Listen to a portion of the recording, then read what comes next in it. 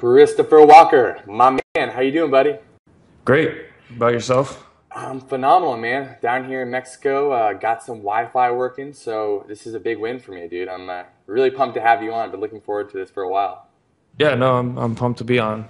So, yeah, I really wanted to have Christopher on the show today because he has an awesome story talking about testosterone, and it's one of those things for guys we get really excited about. Boosting testosterone levels and the different positive benefits of of actually elevating our testosterone levels. So, Chris, I wanted to ask you, man, could you tell my listeners your story in regards to testosterone and like why you cared about it in the first place?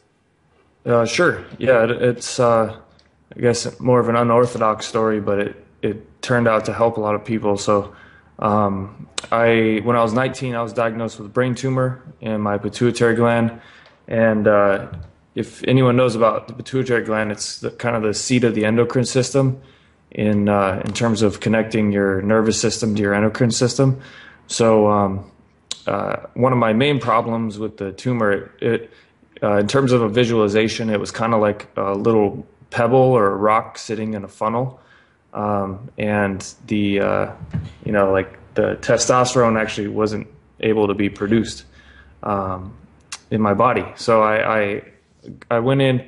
I didn't even realize what was happening. It was more the testosterone level actually led to the diagnosis because I just had a lot of other issues, and they just chalked it up to like depression and whatever, and good old allopathic medicine, I guess. Love it, man. But so here, take these drugs, you'll feel better. But eventually, I went in for a blood checkup. And because I told my general doctor, I was like, hey man, I'm 19 and I haven't had sex drive for a couple years. I just have felt really bad. Here's what they've put me on, and this is what the deal is. But so he's like, okay, let me run some numbers and check out what's going on in your blood. Mm-hmm. Hallelujah! Someone has some common sense. So we did a routine blood test. My white blood cell levels were all over the place, and then my testosterone was 11 nanograms per deciliter. So it was like literally non-existent. I don't know if there was just some like basic stuff circulating around the body, but it wasn't being produced. That was the problem, Real quick, Chris, do you want to give people perspective on what an average like testosterone level is for a man? Yeah. An average man would be somewhere between like 350 to 1,000, and 350 is definitely on the low end. There's still someone's around 300 to 400. They're still going to have low T symptoms. Just basic depression, low sex drive, stubborn body fat, that sort of thing. But I had 11, so it was pretty detrimental to my everyday health. So. At that point, then he sent me he was basically just like, yeah, something's very wrong. It's kind of beyond me. So I'm going to send you to a specialist. And so he sent me to a hematologist oncologist who ran a very comprehensive blood panel and hormone panel. And when he got it back, it literally took him about 20 seconds. And he was like, oh, I think you have a brain tumor. I was like, oh, okay. Well, I was kind of relieved, honestly. I was like, oh, shoot, good. There's actually a tangible problem here because when you have a lot of symptoms, especially stuff that people chalk up to being like psychiatric symptoms or, like depression, anxiety, that sort of stuff, most people just think it's some kind of they just say chemical imbalance, but they never really look for like a actual physical reason or biological correlate for that symptom. So, and that's, I think, a big problem in standard medicine right now is that it's easier to just prescribe a drug than it is to actually find out biological correlate for all the symptoms. So I was kind of relieved, honestly. I was like, oh, sweet. Actually I've got something to focus on now, and there's a target in mind. So we just did an MRI. They found the tumor. It was there. Then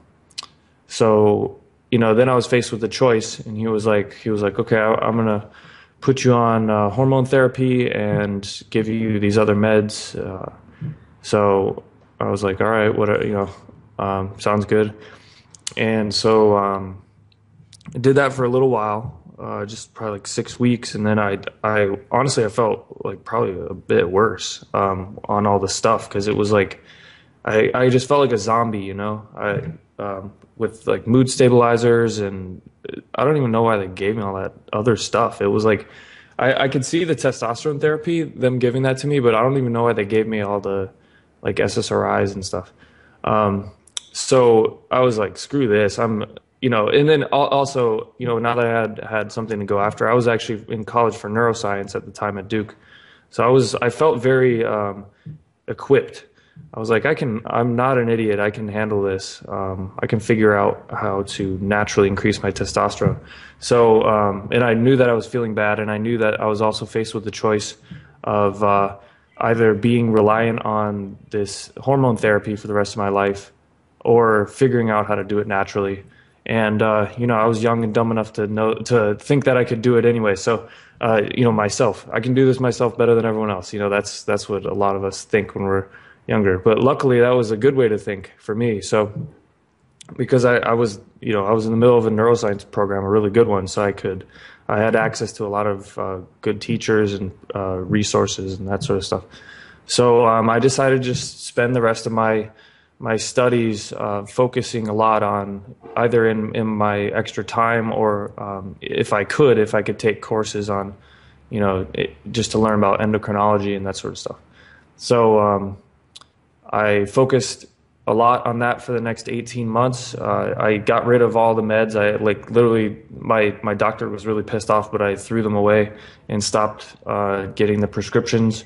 So I just devoted myself to doing it naturally.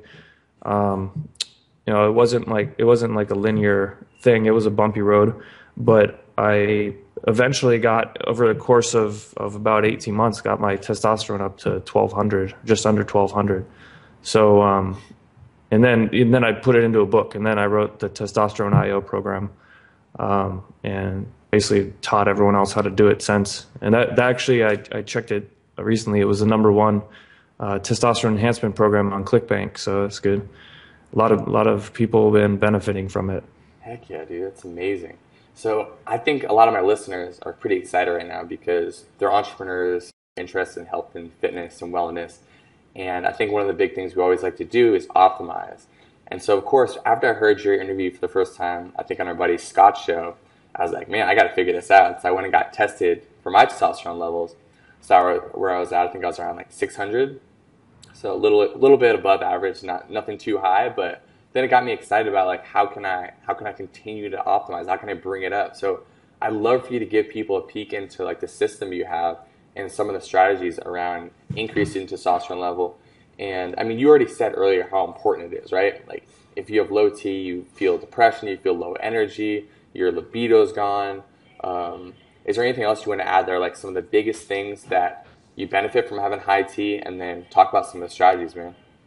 Yeah, some more benefits. I mean, there's obviously there's a psychological benefit in terms of you just it's not purely psychological, it's physiological too, but you just feel manly, you feel confident in your manhood when you have higher testosterone, and that shows in social environments as well, which can also reinforce keeping your testosterone high. There's a lot of studies done on the social interaction with testosterone optimization in terms of that a lot of that just comes down to basic primate style stuff.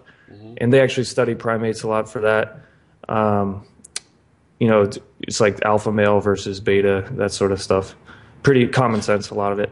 But and they actually study work environments as well, where it's like a boss worker relationship, those sort of things. And then if you stand up in the face of any sort of competition or whatever, you're going to increase or perpetuate the feedback loop, because that's one thing too that I'll get into in a bit, I guess, with the way the endocrine system works and the nervous system. It's like a series of feedback loops. So you want to, once you get stuff going the correct way, you can positively reinforce and keep that feedback in a positive way. Some other stuff is a lot of people with low testosterone struggle with stubborn body fat. It's hard to get rid of. Belly fat. It's also like a chicken egg thing, because when you have a lot of belly fat, specifically, it's like the easiest way to increase your testosterone is to get rid of it, because it can act as, an organ in terms of like holding on to hormones, specifically estrogenic stuff. And then a lot of, having higher testosterone makes it easier to, get stronger and gain muscle mass and train harder in the gym. You sleep better. It just brings you into being more of an optimal man, Mm-hmm. And I'm sure everyone can resonate with that, especially as entrepreneurs. It's like we're always, like you said, trying to optimize. So it's nice to get your testosterone even to a point. It's not like there's a diminishing return. It's like if it becomes increasingly more difficult for you to get a higher number of testosterone, it's honestly past like the 800, 900 mark. You're not going to see much difference in terms of going up to like 11, 1200. It's not going to be a huge difference in the way you feel. So a lot of people psychologically, they put too much stress on themselves, and that's actually something I want to talk about. Stress, is going to suppress cortisol, acts antithetically to testosterone. So a lot of, especially for entrepreneurs, this is really relevant, because we tend to succumb to stress often, because the entrepreneurial lifestyle is amazing, but it's also high stress, or it can be, unless you're like super lifestyle entrepreneur guy, So keeping your stress levels in check is actually a big part of the equation. And I can pull on my personal story for that, because I used to actually worry a lot about nutrition and, clean eating. And I think a lot of people go through that cycle when they realize how important nutrition actually is. They go through the cycle of like, I can't eat anything that's not on this list of foods. There's like all these other forbidden foods that I can't eat. And then they actually cause themselves a lot of psychological duress and stress, to the point of it's actually like really affecting their life in a negative way that they don't see. There's a lot of great stuff in terms of eating well. Your body needs good food, but when a lot of people just let it slip under the radar, and they actually become far too stressed out, and they're negating any benefit, in my opinion, of eating well, because they're like super neurotic, So I was definitely in that camp for a bit of time, and one of the decisions I made when I started to learn about how important keeping stress levels down is. I said, I'm not even going to stress about the food. I'm going to be more balanced in the way that I approach it. And so that balance, that psychological stress, played a big role, because I was able to kind of like slowly get rid of it and become more chill, Mm-hmm. So I was able to sleep better. I naturally gravitated toward a more balanced macronutrient intake, which was something that was new to me. Because every new fad comes up. It's like, oh yeah, low fat's really bad, and then oh yeah, low carbs are really bad, and then everyone like scares the hell out of you for whatever reason, because they want to like sell their own thing, or because they're misinformed, and it just sends people all over the place, and then it encourages that neuroticism and the high stress about food and diet and training and whatever. So I naturally just gravitated toward, I was like, I'm going to be balanced with this. I was reading a lot about fasting for therapeutic reasons, specifically for tumors. First, that's what got me into the idea of water fasting. And then that just led me into intermittent fasting. And I learned that intermittent fasting can actually have a lot of benefit in terms of upregulating certain things that, downstream are going to increase your testosterone. So I was like, okay, well, I'm going to give this a shot too, because I don't even like eating breakfast in the first place. So I'm going to start, skipping breakfast, basically. Nothing too stringent, nothing like counting the hours. I have to fast 16 hours or that sort of thing. So I would just skip breakfast, eat lunch and dinner. And I kept my macronutrient intake balanced, because I was also learning that one, it keeps the stress down, because you're not like counting macros, which if it's a big deal for you in terms of like if you're neurotic, I think going toward a very flexible approach and not counting for a while is really healthy. If you're trying to get like super lean and you're not neurotic, counting macros is actually probably the easiest way to do that. But you just have to be honest with yourself in terms of like your emotional maturity at that whatever level you're at. So yeah, having the balance. I learned how important protein is. Here's one big takeaway. Protein is probably the least important macronutrient in terms of testosterone production. Carbohydrates and fat are far more important to your endocrine health than protein is. I think most people especially guys, get caught up in what seems like real data in terms of like, protein is the manly thing. You got to have tons of protein to build muscle. And the reality is a lot of that's marketing, and you can eat a lot less protein than you think, especially if you get it from good sources and you're, like you have some grass-fed beef.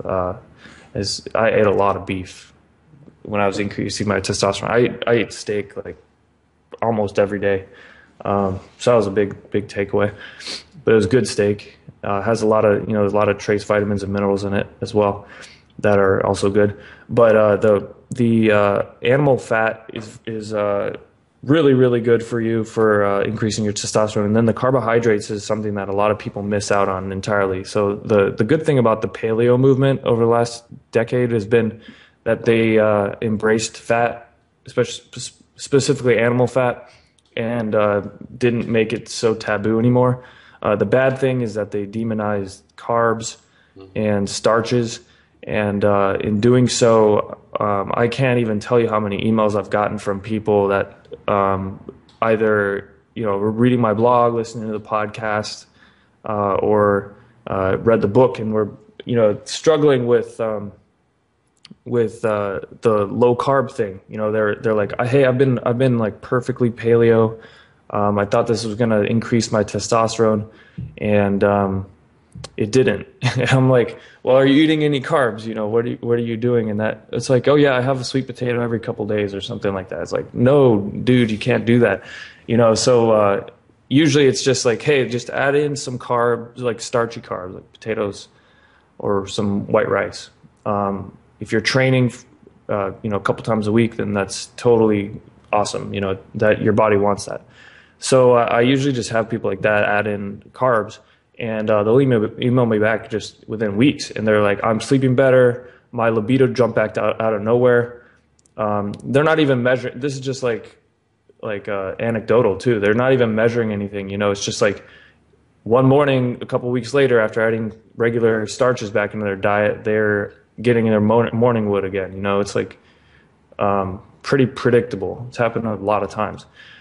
So that's a big thing, and I would recommend if you're listening to this and you have or you suspect that you have low testosterone issues, just add some starches back in your diet if you've been neglecting that and trying to go super low carb because you think that's the best way to do it. Emphasizing the high quality animal fats and protein is good, but add the carbs back in. If that sounds like you, just add some starches back in from potatoes, sweet potatoes, and white rice, and keep training. And you'll and we can talk about training too, like some of the stuff I discovered with training. You'll feel better for sure. And just keep the balanced macros. I actually think that the zone diet, the way that he does his macro split, is actually really good for a lot of guys, because you can still get lean and stay lean on that sort of a macro split where it's like a 40-30-30. I'm not necessarily like endorsing the zone diet because it's a completely different diet, but I'm just saying the macro split is actually pretty good, especially for dudes who are training athletes.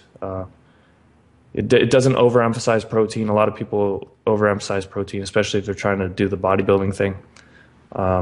Which can be good if you're just bodybuilding, but a lot of bodybuilders have like crappy testosterone levels. They have super low testosterone, and they have to, be on hormone therapy. So, those are just some big takeaways in terms of fats. Monounsaturated fats are definitely superior to polyunsaturated fats. So you can get those from in terms of like testosterone production, and you can get those easily from things like olives, avocados, that sort of stuff. With nuts, I always just tell people to stay away from most nuts because a lot of nuts have like different fat profiles, most of which are polyunsaturated fats. And then they're also just kind of unnecessary for a lot of people, especially if they're trying to lose fat. Because losing fat, like I said earlier, is actually the easiest way to increase your testosterone. Getting your body fat levels down to, for guys, like that 12 to 14% is actually a nice sweet spot in terms of the body fat level. So nuts just turn into a nightmare for a lot of people in terms of like just these extra calories. Calories do matter, by the way. So yeah, keeping the calories lower in terms of like a slight deficit is actually really helpful. I like to just say somewhere around like a 20% daily deficit. It'll be sustainable fat loss. It's not going to be like someone going down to 1,600 calories a day and just dive bombing down to as low as they can get before they binge back up, that sort of thing. I like to advocate the sustainable approach. And that also helps because your endocrine system will suffer if you go on to that binge purge or whatever, binge, starve cycle as well. So yeah, that's just some of the main things that that I found out and I focused on in terms of it's just a lot of balance, a lot of common sense. It's not rocket science for sure, and in terms of training, one of the connections that I started to make with training was it was like, okay, when you train your body, you want if you want a high testosterone response, you're going to want to be training in a neuromuscular fashion. That was something that kept showing up in all of the research in terms of training. So neuromuscular style training is training that enhances the connections between your nervous system and your muscles. And that's what's going to elicit the highest hormonal response in terms of training. So that kept showing up over and over and over again in all the research studies of researchers trying to elicit a high hormonal response. So that's what I started doing, that style of training, and what I advocate guys do if they want to increase their testosterone.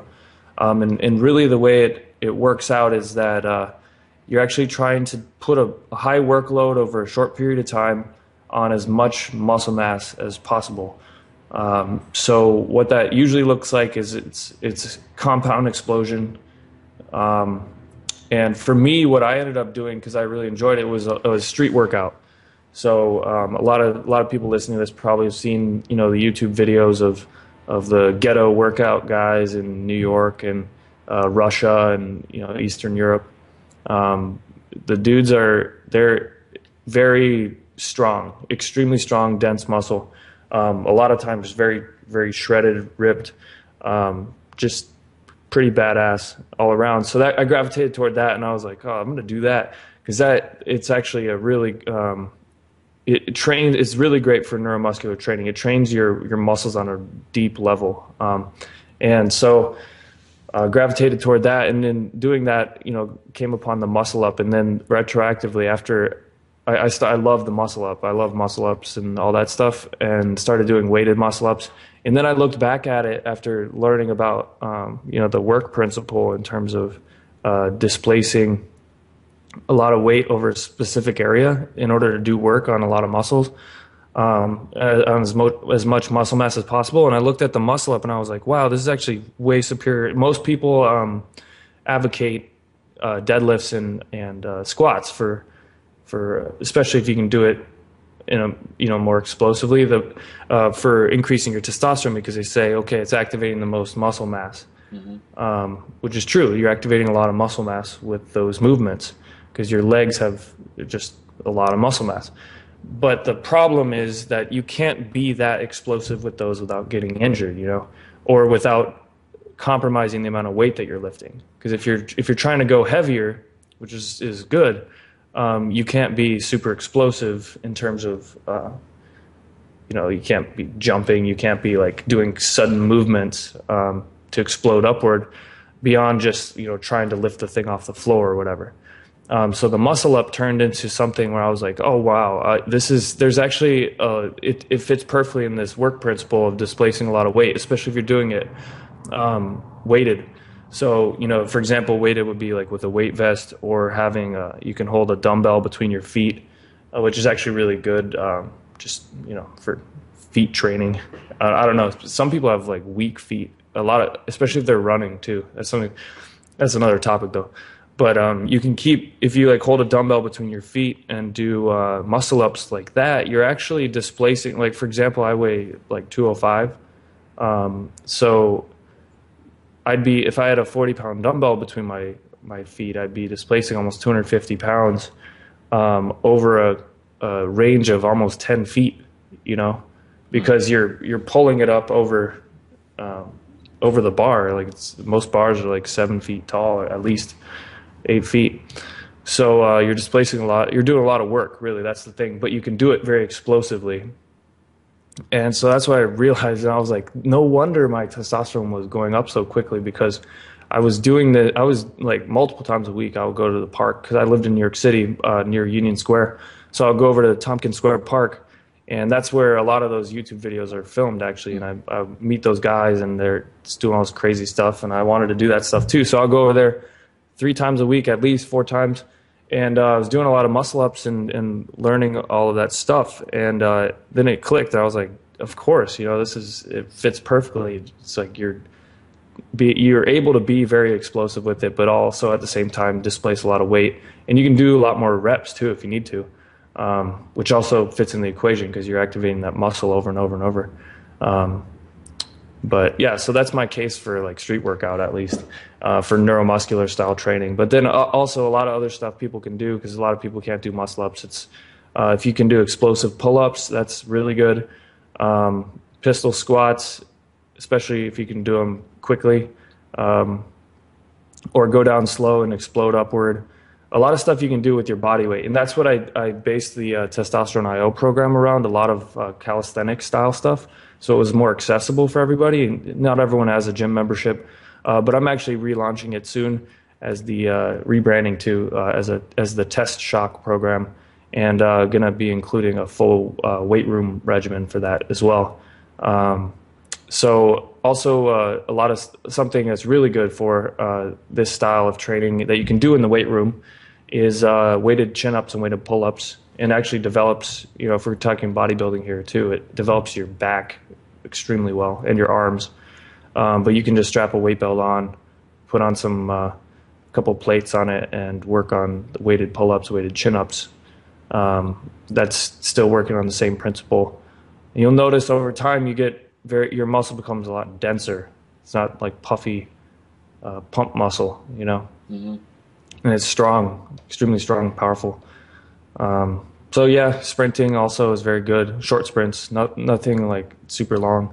I definitely wouldn't go over 400 meters for sure, but like 200 would probably be the max that I would say is beneficial. Also, high rest periods. I definitely recommend high rest periods. That's something that most people overlook. Obviously, you focus a lot on the training or whatever, and you miss the other element to it that is completely necessary. But most people, if they don't rest enough, you can't put you can't do the optimal work output that you want to elicit a higher testosterone response.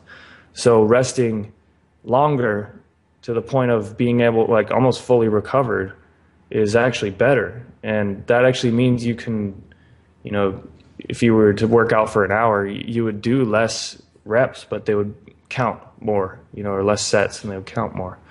So those are just some basic principles that I followed. So yeah. Cool, man. So we've got food taken care of, we got training taken care of. I want to circle back around really quick and ask you a couple questions that came to my mind. I'm assuming came to some of the listeners' mind as well. So when we talk about, it's really important to get into a calorie deficit if you want to boost your testosterone levels, about 20% calorie deficit. Is there a tool that people can use to find out what their calorie intake should be in the first place if they're just like coming from not knowing anything? Oh, well, first off, it's not necessarily like a blanket recommendation to get into a calorie deficit to increase testosterone. A lot of times, it's better to be at maintenance to keep your testosterone or to increase your testosterone level because it's not like super straightforward. So the it depends on the person. If the person is just a chronic dieter and they're always in a calorie deficit and they have low testosterone, then keeping them in a calorie deficit is not going to help anything. So they need to go to maintenance or slightly above.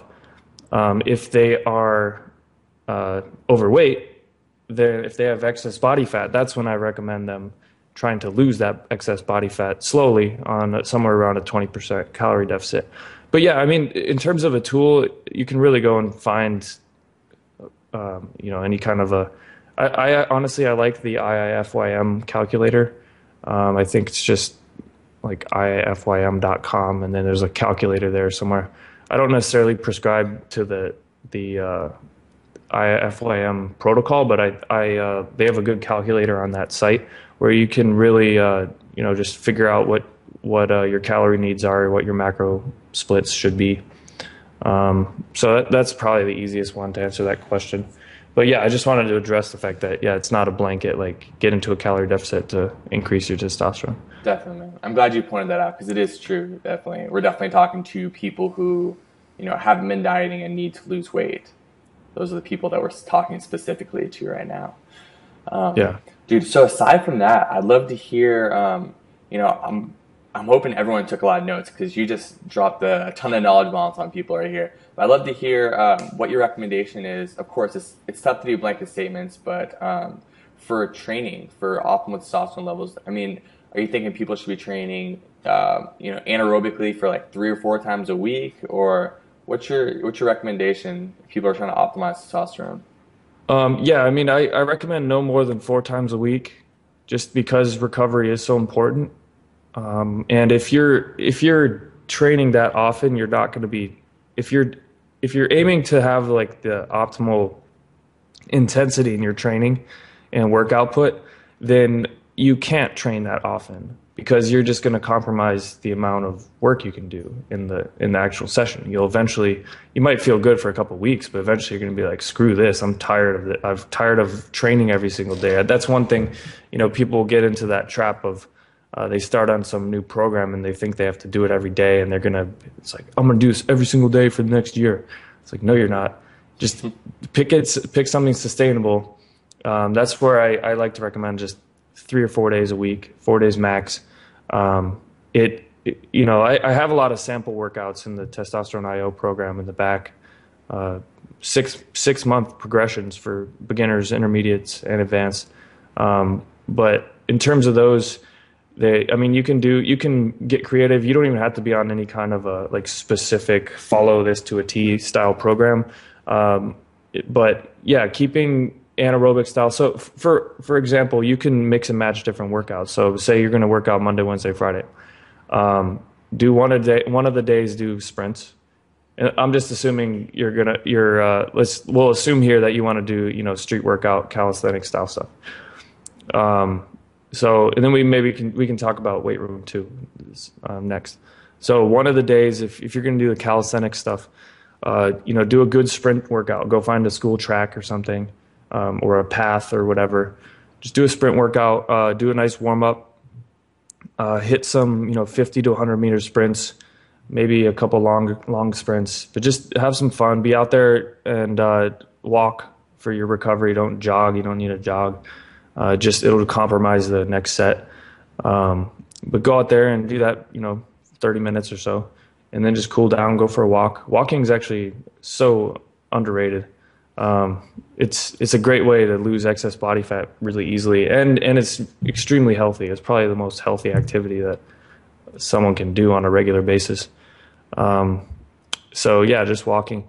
And then, maybe the next day, on say the Wednesday, you go hit. I keep envisioning this place that I used to work out in Austin. It's actually Austin High School. They have a track there, and then over next to the track they have this big, like street workout style area with all these bars and dip bars and like pull up bars and monkey bars and stuff. So, that's what I would do. I would do a sprint day. I would go over to the bars over there on one of the other days, bring a weight belt or a dumbbell or something, and just do some weighted pull-ups, do explosive pull-ups. Focus a lot on the back on those days, muscle ups, chin ups, that sort of stuff. And for a lot of people, you don't need to get too advanced because a lot of people just aren't that strong in those movements, especially if they've been runners or something, or they've been in the weight room. Even a lot of guys who are in the weight room all the time can't do pull-ups to save their life.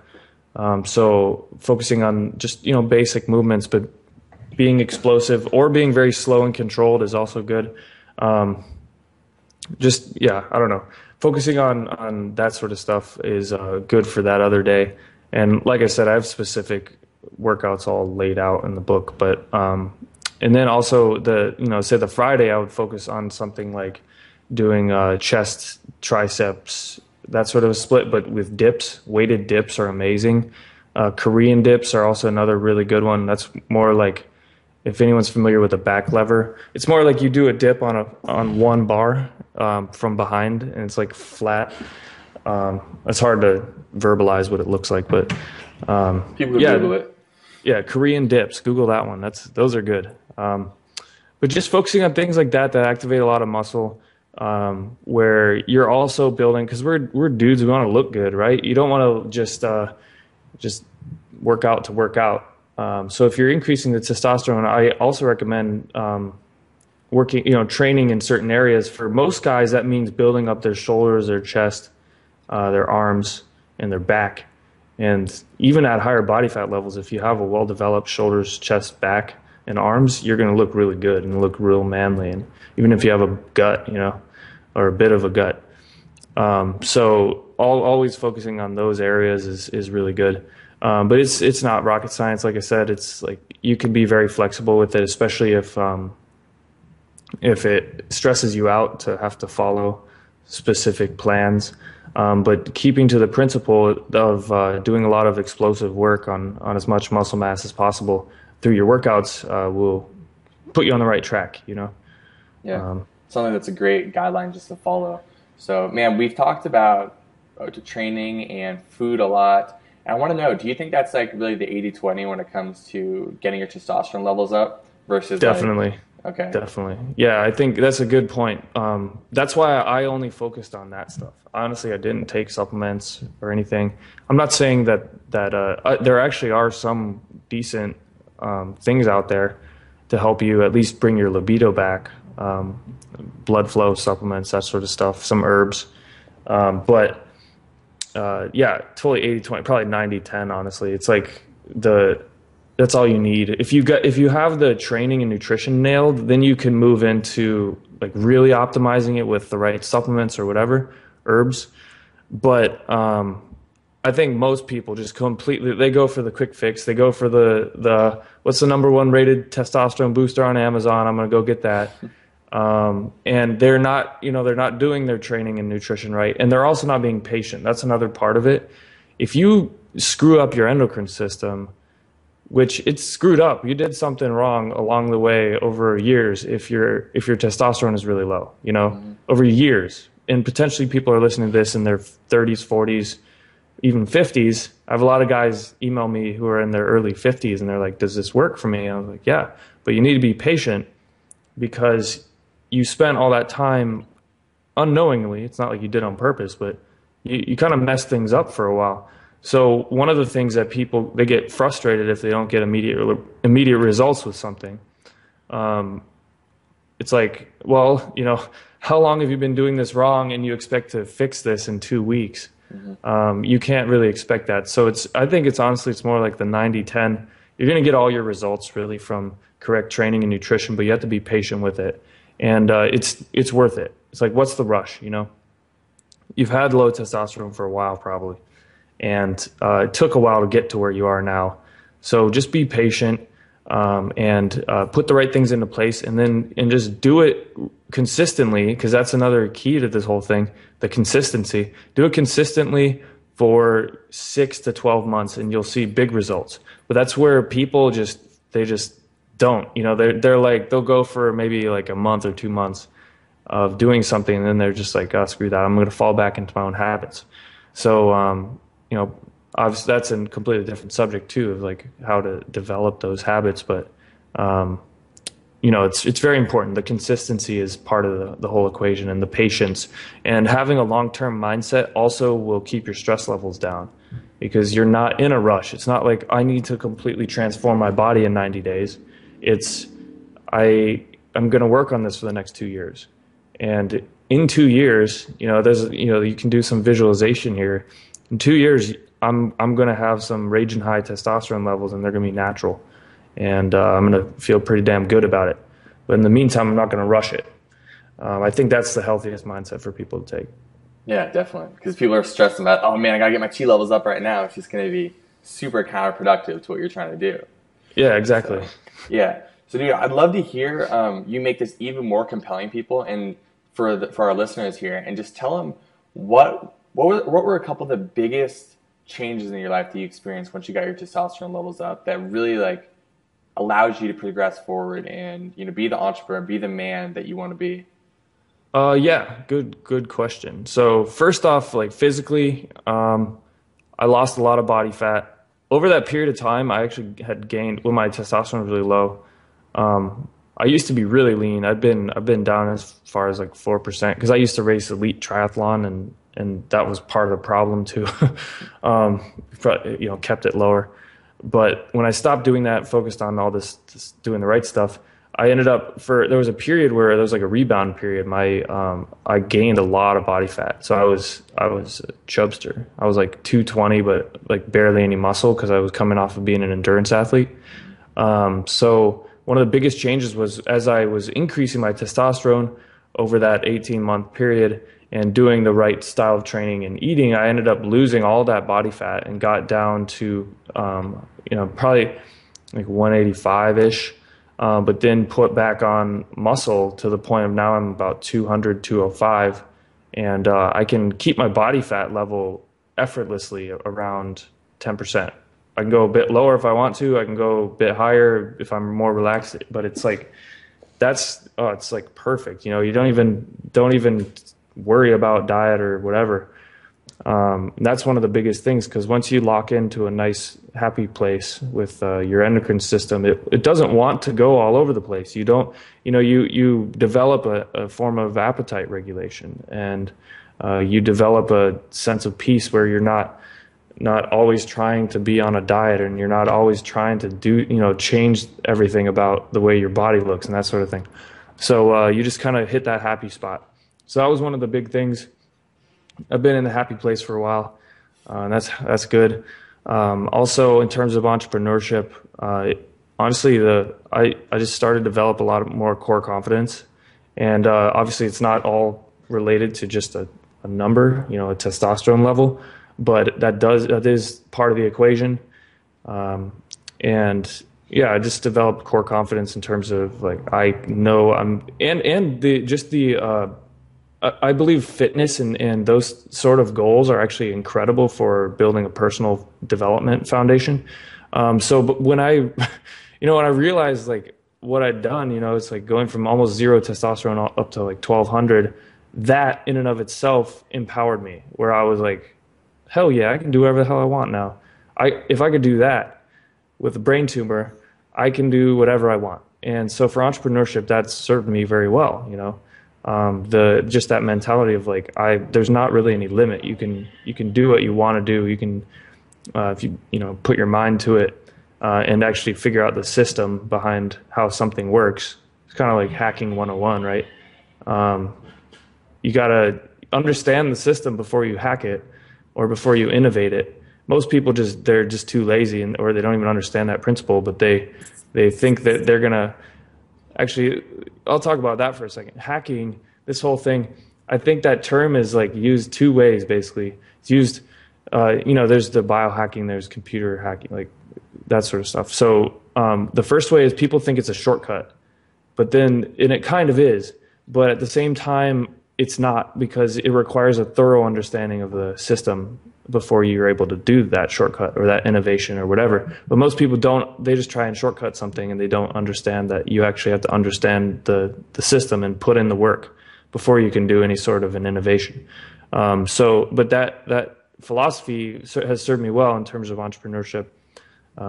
Started a mobile app company out of college, like senior year of college.